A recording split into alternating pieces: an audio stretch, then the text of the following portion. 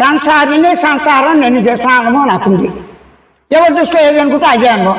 నా దృష్టిలో దేహం అంతవరకు సంసారమే. దేహంతో ఇండియాలు తిప్పి చూడటం సంసారం అంటే అనుభవించడం.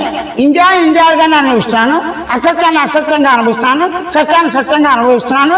గమనించేవాడిని గమనించేవాడిగాను, గుర్తించేవాడిని గుర్తించేవాడిను, తెలుసుకున్నాను, శబ్దాన్ని శబ్దంగానే, తెలియగానే యాజిట్గా ఉన్నట్లుగానే వచ్చిపోతున్నా.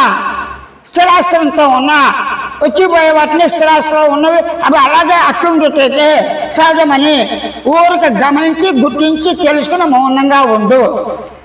స్వయం ప్రబోధ సూచనలతో ఏం చెప్తున్నాడు ఈ చెప్పిన స్వయం ప్రబోధ సూచనతో స్వానుభవ ఉనికి ఆనందంతో స్వయం ప్రబోధ సూచన అవగాహనను సరళంగా సూటిగా స్పష్టంగా విదితం చేస్తున్నాడు నిర్గుణ చైతన్య.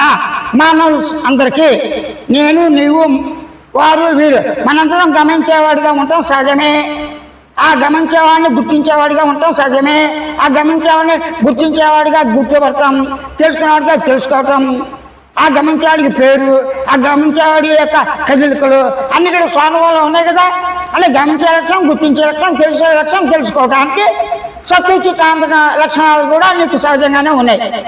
అంటే నీకున్న లక్షణాలతో గుర్తించి గమనించే ఊరిక ఉండు. అంటే గమనించేవాడిని గమనించి స్వయం గమనించే ఊరికే ఉండు. స్వతసిద్ధంగా ఉన్న అనుభవం సూచనతో నీకు ఉన్నట్లుగానే అట్లా ఉండటమే గ్రహించడం జ్ఞానమని స్వయం సాక్షాత్కారమే.